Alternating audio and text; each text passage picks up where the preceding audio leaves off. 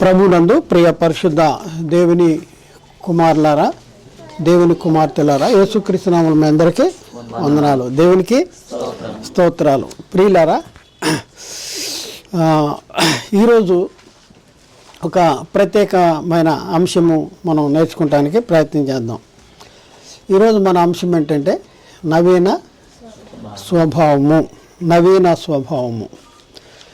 ప్రియులారా, ఈ నవీన స్వభావము అనేది మనం ధరించుకోవాలా?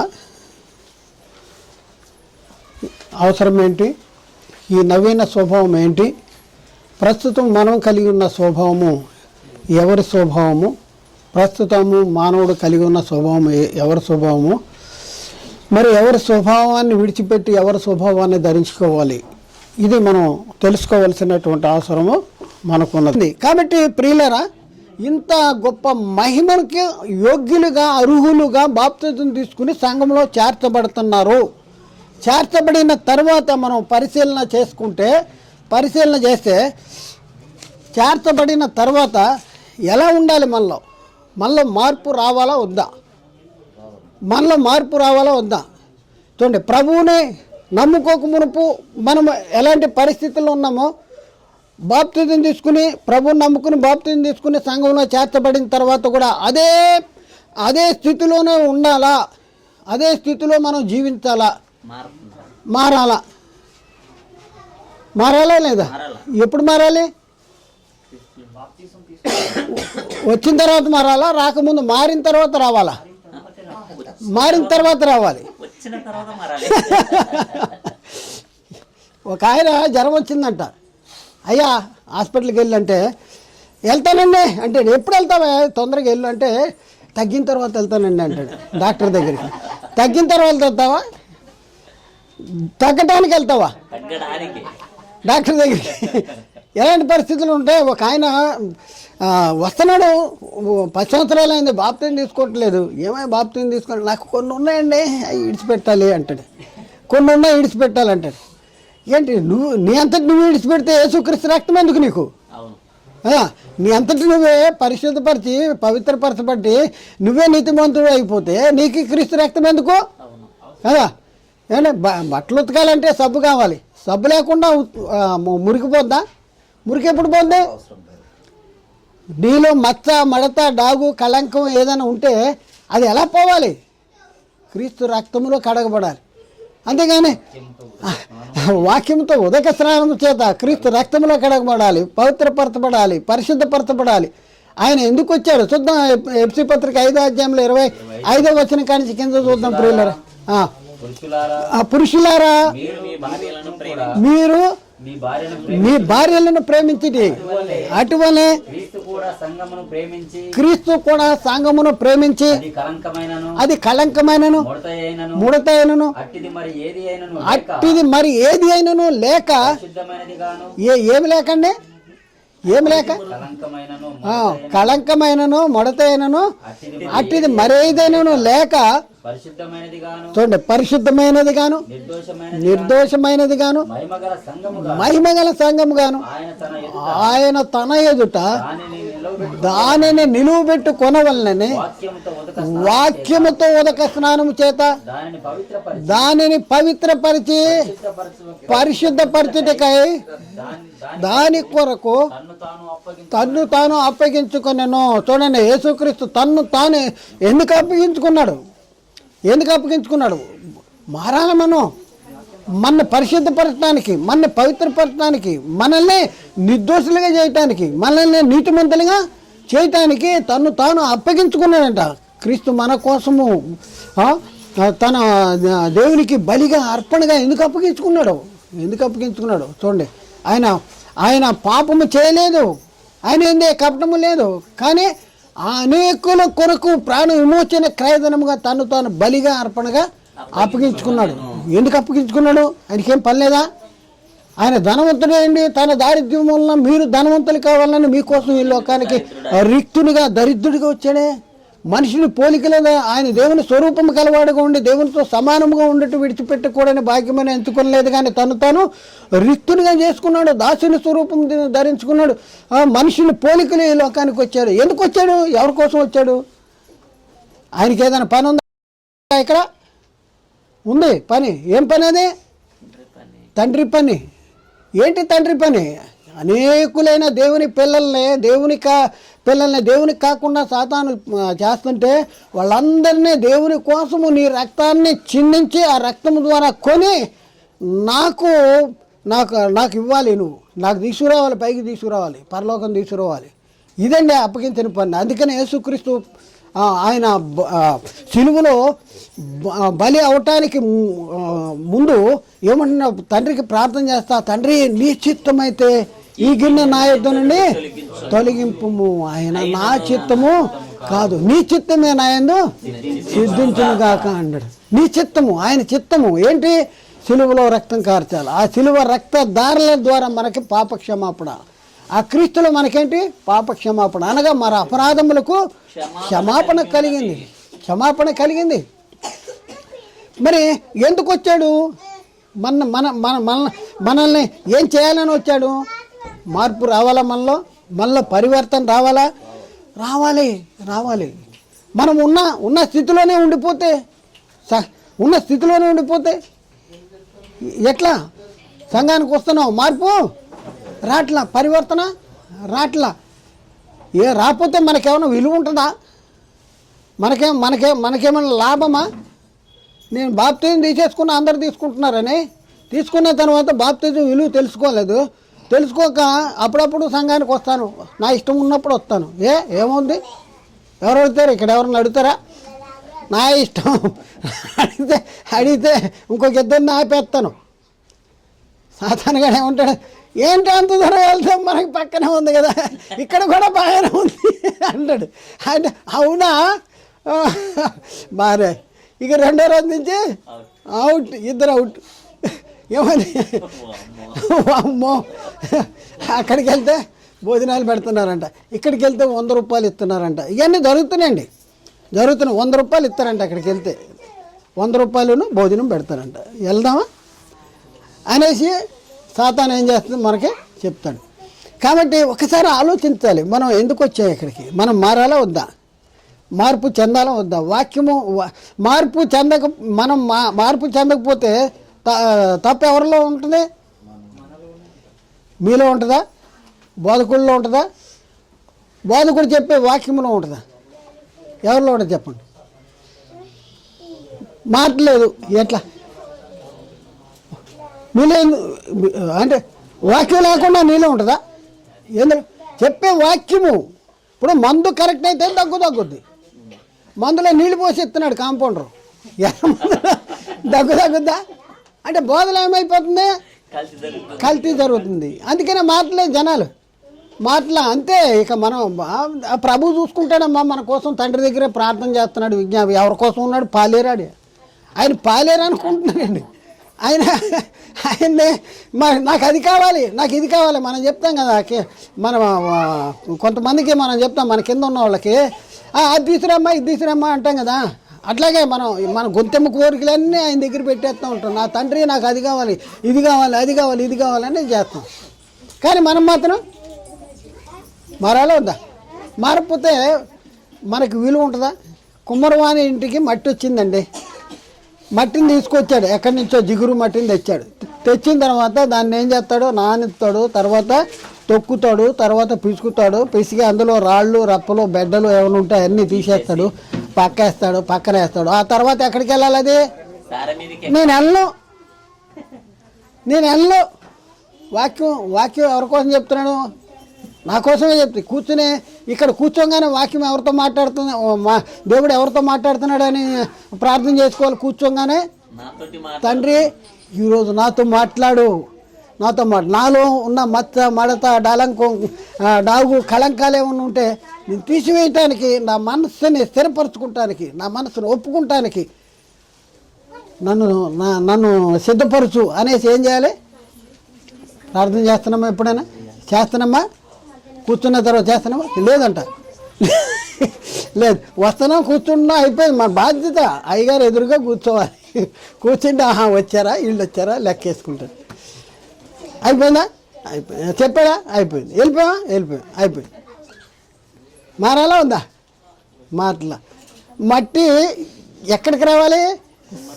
సారి మీదకి రావాలి. వచ్చింది కుమ్మరవాడి ఇంటికి వస్తున్నారు, కుమ్మరవాడి ఇంటికి వస్తున్నారు అందరూ. కానీ సారి మీదకి ఎక్కట్లా. సారి మీదకి ఎక్కకపోతే కుమ్మరోడు ఏం చేయగలరు చెప్పండి? మీరు ఎవరంటాడు? నేను కుమ్మరిని, మీరు దిగటమన్ను, నేను కుమ్మరిని అంటున్నాడు దేవుడు. మరి కుమ్మరి ఎప్పుడు మారుస్తాడు? వాక్యాన్ని విని, వాక్యాన్ని హృదయంలో భద్రపరుచుకుని, వాక్య మూలంగా మనం జన్మించాలి. సత్య వాక్య మూలన తన సంకల్ప ప్రకారం ఆయన మనని కన్నాడు అంటాడు. మరి మనలో మార్పు రావట్లేదు. ఎట్లా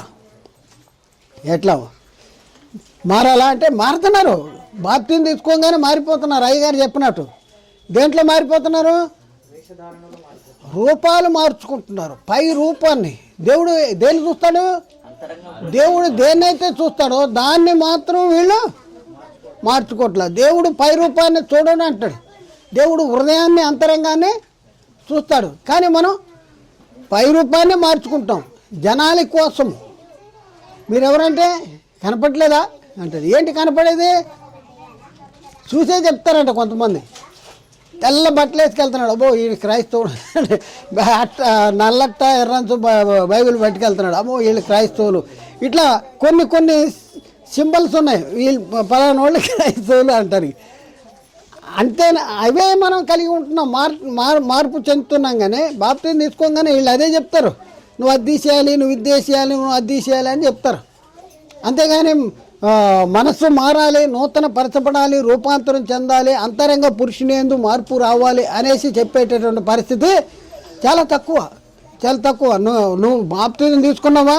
బాప్తిజం తీసుకుంటే బల తీసుకున్నావా? బల తీసుకుంటే ఇంకా నెక్స్ట్ నీ బాప్తిజం ఎందుకు ఇస్తాడు తెలుసా? బల ఇస్తాను అనుకుంటున్నా.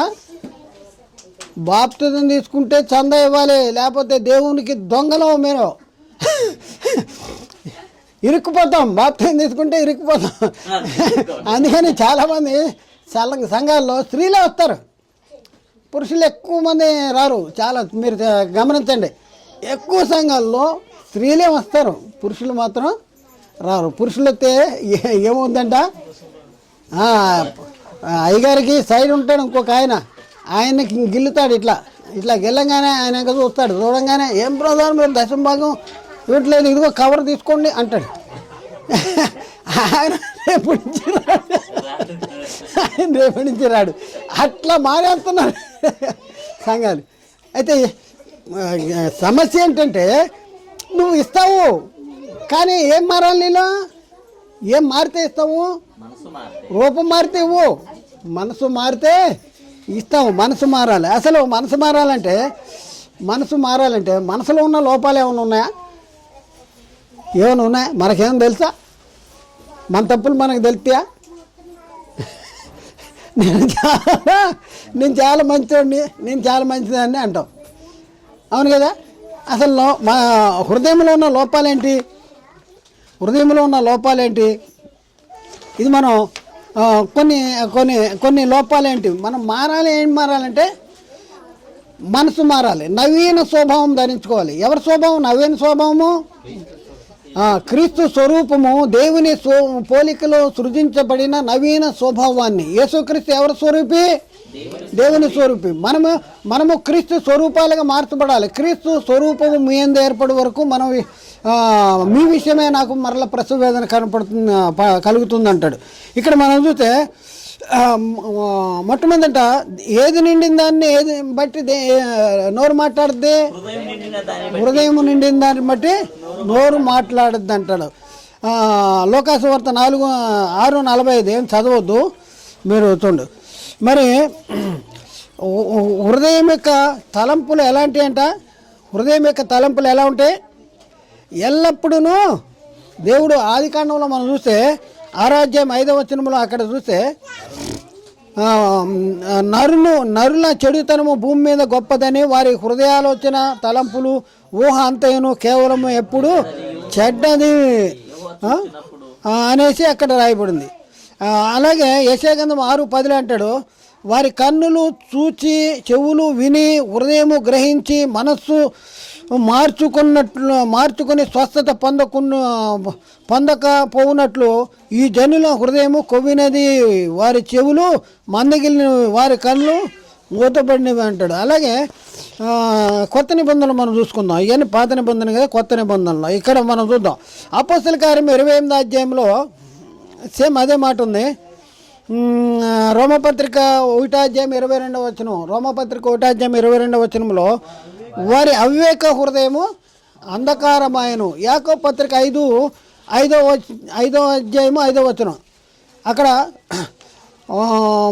భోగాసక్తులై వదదిన ముందు మీ హృదయములను పోషించుకుంటుని. రోమపత్రిక 1:24 వారు తమ హృదయ దురాశలను అనుసరించి తమ శరీరములను పరస్పరము. హృదయ దురాశలు, హృదయంకి ఏముందంట? దురాశలు. ఇంకా యాకోబు పత్రిక 4:8 ద్విమనస్కులారా మీ హృదయములను పరిశుద్ధపరచుకోండి. ద్విమనస్కులు, ఇద్దామా వద్దా, చేద్దామా వద్దా, చేయొద్దా, వెళ్దామా వద్దా, మనం ఒక స్టాండర్డ్ ఉండదు, మనకే స్టాండర్డ్ ఉండదు. ఇద్దామా వద్దా. అన్నయ్య సప్పీరాలు ఏమనుకున్నారు? అమ్మే ముందు ఇద్దాం అనుకున్నారు, అమ్మిన తర్వాత డబ్బులు చేసి రాగానే కొంత దాచుకుందాం ఏమొద్దులే అనేసి ఇట్లా. అలాగే ద్విమనస్కులంట. తర్వాత రోమపత్రిక 2:5 నీ కాఠిన్యమును మార్పు పొందని నీ హృదయమును అనుసరించి. నీ కాఠిన్యం అంట, మార్పు పొందని హృదయము. హెబ్రీ పత్రిక 3వ అధ్యాయం 12వ వచనం, హెబ్రీ పత్రిక 3వ అధ్యాయం 12వ వచనం, జీవము గల దేవుని విడిచిపోవునట్టి విశ్వాసము లేని దుష్ట హృదయములు మీలో ఎవనేందైనను ఒకవేళ ఉండునేమో అనండి. విశ్వాసము లేని దుష్ట హృదయములు. అలాగే మనం ఇంకా పరిశీలన చేసుకుంటే మనస్సులోనున్న లోపాలు, అస్థిరమైన వారి మనస్సు, అస్థిరమైన మనస్సు అంట, అస్థిరము. 2 పేతురు 2:14 అందులో ఏముంది? అస్థిరులైన వారి మనస్సులు. దేంట్లో? వారి మనస్సులను మరులు కొల్పుచు లోభత్వం ముందు సాధకము చేయబడిన హృదయములు గలవారును. లోభత్వం ముందు సాధకము చేయబడిన హృదయాలు. అలాగే వారైతే అంధకారమైన మనస్సు గలవారై, అంధకారమైన మనస్సు. ఎఫ్సీ పత్రిక 4వ అధ్యాయం 18వ వచనం, ఎఫ్సీ పత్రిక 4వ అధ్యాయం 18వ వచనం, వారైతే అంధకారమైన మనస్సు గలవారే తమ హృదయ కాఠిన్యము వలన తమలోనున్న అజ్ఞానము చేత దేవుని వలన కలుగు జీవములో నుండి వేరుపరచబడిన వారే తమ మనస్సుకు కలిగిన వ్యర్థతను అనుసరించి నడుచుకొనుతున్నారు.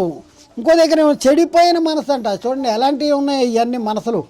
మనం ప్రభు దగ్గర రాకముందు ఎలాంటి మనసులు ఉంటాయంటే ఇలాంటి మనసులు ఉంటాయంట. చెడిపోయిన మనసు అంట. 1 తిమోతి పత్రిక 6వ అధ్యాయం 5వ వచనం, 1 తిమోతి 6వ అధ్యాయం 5వ వచనం, చెడిపోయిన మనసు కలిగి సత్యహీనులై దైవభక్తి లాభసాధకమును మనుషుల వ్యర్థ వివాదములను కలుగుతున్నవి. పోయిన మనసు గల వారే సత్యహీనులు. చెడిపోయిన మనసు అంటున్నాడు. తీతు 1:5 వారి మనసులను వారి మనస్సాక్షి అపవిత్రమై ఉన్నవి. 2 పేతురు 2:14 అస్థిరులైన మనస్సులను ఇందా చదివా, ద్విమానస్కులు చదివాం. తర్వాత ఇంకా మనం చూసుకుంటే శరీర దురాశలు, రోమపత్రిక 6వ అధ్యాయం 12వ వచనం, కాబట్టి శరీర దురాశలకు లోనట్లు సావుకు లోనైన మీ శరీరం ముందు పాపమునకు ఏలనడు. ఎఫ్సీ పత్రిక 4:22-24 కావున మునుపటి ప్రవర్తన విషయమైతే మోసకరమైన దురాశల వలన చెడిపోయిన మీ ప్రాచీన స్వభావము. అలాగే కొలసి పత్రిక 2:19 శిరస్సును అత్తుకున్న వాడెవడు మీ బహుమానమును అపహరింపనీకుడి. శిరస్సు మూలంగా సర్వ శరీరము కీళ్ళ చేతన నరముల చేతన పోషించబడినదే దేవుని వలన కలుగు వృద్ధిలో అభివృద్ధి పొందుతున్నది. 2 పేతురు 3వ అధ్యాయం 3-4 వచనాలు, 2 పేతురు 3వ అధ్యాయము 3-4 వచనాలు. తమ స్వకీయ దురాశల చొప్పున నడుచుకొనుచు, తమ స్వకీయ దురాశల చొప్పున. ఈ రకంగా మనం చూస్తే లోపం ఉందంటున్నాడు. దేంట్లో లోపం ఉంది? ప్రభులోకి రాకమునుపు లోపం ఉందంటున్నాడు. ఉన్న లోపం ఎలా పోద్ది? వాక్యము చేత పోతుంది, వాక్యము చేత పోతుంది. ఇంట్లో కూర్చుంటే పోద్దా? ఇంకెక్కువ ఉంది. ఇంట్లో ఇంట్లో కూర్చుంటే పోద్దా? పోదు. వాక్యం చేత సబ్బు పెడితే మురికి పోద్ది, సబ్బు పెట్టకపోతే మురికి ఎక్కువ ఉంది. రోజు రోజు కొద్ది దుమ్ము పడుతూ ఉంటుంది, మురికి ఎక్కువ ఉంది. కాబట్టి ఎక్కడ రావాలి? ఈ హృదయ దురాశలు ఇవన్నీ పోవాలంటే ఎక్కడ రావాలి? ప్రభు సన్నిధికి రావాలి, వాక్యము దగ్గరికి రావాలి, వాక్యము దగ్గరికి రావాలి. ఇక్కడికి వస్తే ఏం జరుగుద్ది? మార్పు జరుగుద్ది. మార్పు అనేది జరుగుద్ది. ఎందులో మారాలి? మనస్సులో మారాలి. మనసు రూపంలో మార్చుకుంటారు. ఇక్కడికి వచ్చిన తర్వాత రూపాలు మార్చుకుంటే దేవుడు అంట ఏం చూస్తాడు? నరుని వేషం చూడడు. దేవుడు నరుని వేషం చూడంట. దేవుడు హృదయాన్ని అంతరంగాన్ని పరిశీలన చేస్తాడు. హృదయము అంతరంగాన్ని పరిశీలన చేస్తాడు. దేవుడు నరుల వేషాన్ని చూడ్డు. కాబట్టి మరి దేవుడు ఏం కోరుకుంటున్నాడు? ఏం కావాలని కోరుకుంటున్నాడు? అందరూ అంతటా మారు మనసు పొందాలని దేవుడు ఇస్తున్నాడు. దేవుడు అందరూ అంతటా మారు మనసు పొందాలి అనేసి దేవుడు ఇస్తున్నాడు. అందుకనే మనం పరిశీలన చేస్తే యేసుక్రీస్తు కంటే ముందు వచ్చిన యోహాను గారు ఏం ప్రకటన చేశారు? అప్పటి నుండి పరలోక రాజ్యము సమీపిస్తుంది, మారు మనసు. మత్తయి సువార్త 3వ అధ్యాయము 2వ వచనం. మత్తయి సువార్త 3వ అధ్యాయం 2వ వచనంలో పరలోక రాజ్యము సమీపించి ఉన్నది, మారు మనసు పొందండి అని యూదయ అరణ్యంలో చూడాను. ఆ తర్వాత యోహాన్ తర్వాత యేసుక్రీస్తు సువార్త ప్రకటించే ముందు ఆయన మొట్టమొదటి చెప్పింది ఏంటి? మత్తయి సువార్త 4:17లో అప్పటి నుండి పరలోక రాజ్యము సమీపించి ఉన్నది కనుక మారు మనసు పొందుడి అని చెప్పాడు.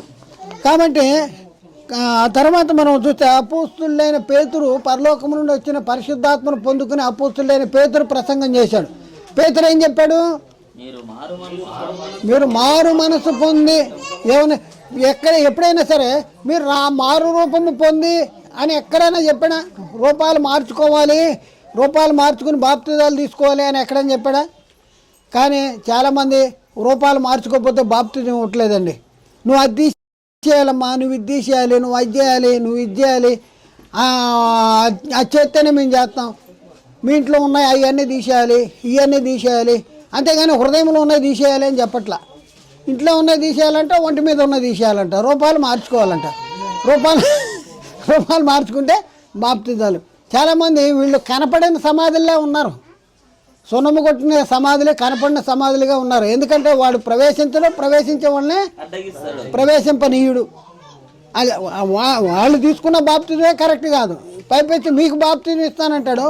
మీకు బాప్తిజం ఇస్తానికి మీరు యోగ్యులు కాదంటాడు, మీరు అయోగ్యులు. ఎందుకంటే నువ్వు అన్నీ ఉన్నాయి కదా, మీ ఇంట్లో అన్నీ ఉన్నాయి కదా, నీ మీద అన్నీ ఉన్నాయి కదా, ఇవన్నీ తీసేయాలి. ఎక్కడైనా మారు రూపాయలు పొందండి, మారు రూపాయలు పొంది బాప్తిజం ఇస్తాను అనేసి ఎక్కడైనా చెప్పినట్టుందా బైబిల్లో? 3,000 మంది బాప్తిజం తీసుకున్నారు. పేతురు ఏమంటున్నాడు? మీరు మారు మనసు పొందండి అనేసి పేతురు చెప్తున్నట్టు 2:38లో మనం అక్కడ చూస్తున్నాం. అలాగే మనం చూస్తే రోమపత్రిక 12వ అధ్యాయంలో 1-2 వచనాలు అక్కడ మనం చూస్తే, కాబట్టి సహోదరులారా, పరిశుద్ధమును అనుకూలమునైన దేవుని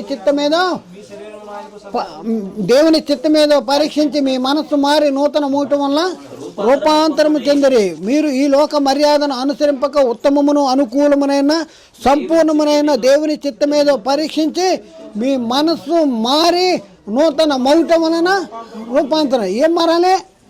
మనస్సు మారి నూతన మౌటం వలన రూపాంతరం చెందాలి. మనసు మారాలి. మనసు ఏమవ్వాలి? మారాలి. మనసు మారకపోతే హృదయంలో మనసు మారాలి. ఎందుకు మనసు మారాలి? ఎందుకు మనసు మారకుండా ఉంటే పర్వాలేదా?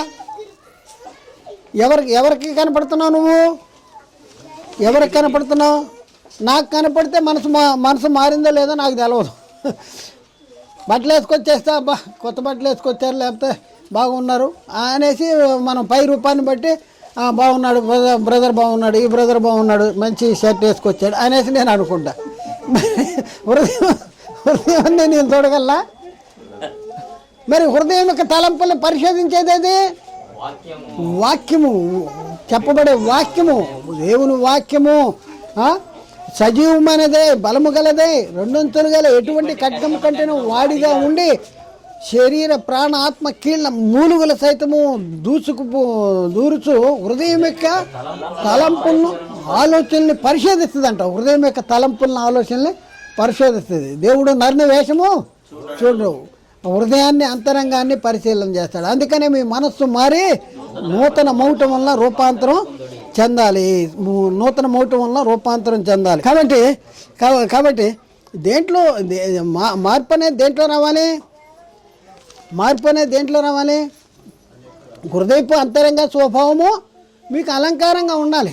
హృదయపు అంతరంగ స్వభావం, తర్వాత మనసు మారి నూతన మోవటం వలన రూపాంతరం. ఇవన్నీ జరగాలంటే ముందు ఏం జరగాలి? జన్మలో కరెక్ట్ ఉండాలి, తీసుకున్న బాప్తిజంలో కరెక్ట్ ఉండాలి. బాప్తిజం ఏ నామంలో తీసుకోవాలి? యేసుక్రీస్తు నామంలో బాప్తిజం తీసుకోవాలి. యేసుక్రీస్తు నామంలో బాప్తిజం తీసుకుంటే తప్పనిసరిగా మన జీవితాల్లో గొప్ప మార్పు, మామూలు మార్పు కాదు, గొప్ప మార్పు వచ్చేస్తుంది. ఏమంటే సబ్బిళ్ళని చెక్కని చెక్కేసి ఇచ్చాడు అనుకోండి, ఆ చెక్కని రుద్దితే పోద్దా? సబ్బు రుద్దితే పోద్దా, చెక్క రుద్దితే పోద్ది? సేమ్ సబ్బులే అని ఉంది, చెక్క కూడా ఇంత చెక్క సబ్బులే అని ఉంది. కాగితం పెట్టి ఇచ్చాడు, అది తీసి రుత్తా ఉన్నాడు. రుత్తా ఉంటే బట్ట తిరిగిపోద్ది, మురిగిపోదు. మరి తీసుకున్న బాప్తిజాలు కరెక్ట్. అందుకనే ఇప్పుడున్న పరిస్థితుల్లో మనము మారట్లేదు, వేరే వాళ్ళు మార్చలేకపోతున్నాం. ఒక యేసుక్రీస్తు ప్రపంచాన్ని మార్చాడు, ప్రపంచాన్ని మార్చడానికి ప్రయత్నం చేశాడు. మరి మనం ఎందుకు మార్చలేకపోతున్నాము? ముందు మనం మారాలి కదా, పిల్లలు చెడిపోతున్నాయంటే కారణం ఏంటి చెప్పండి? ఇంట్లో పిల్లలు చెడిపోతున్నాయంటే కారణం ఏంటి? ఎవరిలో ప్రాబ్లము? తల్లిదండ్రుల్లో ప్రాబ్లం ఉంటుంది. ముందు వీళ్ళు మారకుండా వాళ్ళ ముందు వీళ్ళు జుట్లు పిక్కుని అది చేసుకుని ఇది చేసుకుని కొట్టుకుంటుంటే ఇట్లా కొట్టుకోవాలేమో భార్యాభర్తలు. సరే రాగానే పెళ్ళవగానే కొడుకు పెళ్లి పెట్టల మీద అదే మనము మాదిరిగా ఉండాలి. మనం మాదిరిగా ఉండాలంటే అర్థం ఏంటి? బోధించే బోధకుడు నీ వాక్యాన్ని ఏం చెప్తున్నాడో అది ఆచరించి చెప్పాలి. మరి ఎందుకు మారట్లేదు మనం అంటే, మనం తీసుకున్న బాప్తిజాలే కరెక్ట్ లేదు, బోధించే బోధ కరెక్ట్ లేదు, తీసుకునే బాప్తిజాలు. దేవుడు మిమ్మల్ని దీవించి ఆశీర్వదించునుగాక. ఆమేన్. అందరికీ వందనాలు.